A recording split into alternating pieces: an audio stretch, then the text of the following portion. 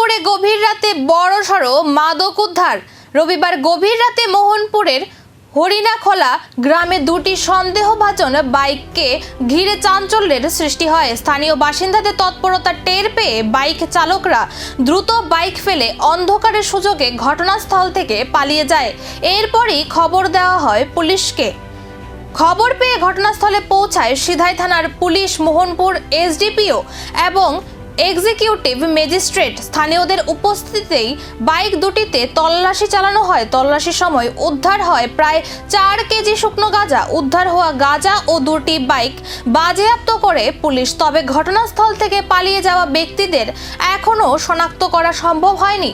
বাইকগুলোর মালিকানা এবং মাদকের উৎস খুঁজতেই তদন্ত শুরু করেছে পুলিশ। প্রশাসনের দাবি, পুরো ঘটনাটি গুরুত্ব দিয়ে তদন্ত করা হচ্ছে। এই ঘটনার সঙ্গে কোনো বড় মাদক পাচার চক্র জড়িত রয়েছে কিনা সেই দিকেও নজর রাখা হয়েছে। পলাতকদের খোঁজে পুলিশের তল্লাশি অব্যাহত রয়েছে। আজকে রাত্রেবেলা হরিণাখোলাতে দুইটি সন্দেহজনক বাইককে দেখে এলাকার লোকজন বাইক দুটোকে আটকানোর পরে বাইক চালক বাইকগুলোকে ফেলে এখান থেকে পালিয়ে যায়। তারপর এলাকার লোকজন এই খবরটা সিধাই পিএসকে দেয়। তখন সিধাই পিএস এবং এসডিপিও মোহনপুরের নেতৃত্বে পুলিশ বাহিনী এসে বাইকগুলোকে তল্লাশি করে। রাত্র আমার উপস্থিতিতে বাইকগুলোকে তল্লাশি করে এবং তল্লাশি করে বাইক দুটো থেকে আনুমানিক 4 কেজির মতো শুকনো গাঁজা উদ্ধার করে এবং এই বাইক দুটোকেও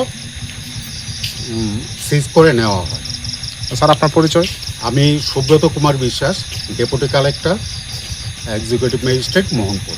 এই যে দুই বাইকগুলোকে আটক করেছেন, তাদের মালিককে চিহ্নিত করতে পেরেছেন? না, বাইকের মালিককে এখন অবধি চিহ্নিত করা যায়নি। এগুলো তদন্ত চলবে, তারপরে অবশ্যই চিহ্নিত করা হবে। বাইক মিলেছে, গাঁজাও উদ্ধার হয়েছে, কিন্তু পলাতক পাচারকারীরা কোথায়?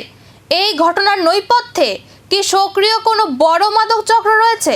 তদন্ত যত এগোবে সামনে আসতে পারে আরো বড় তথ্য।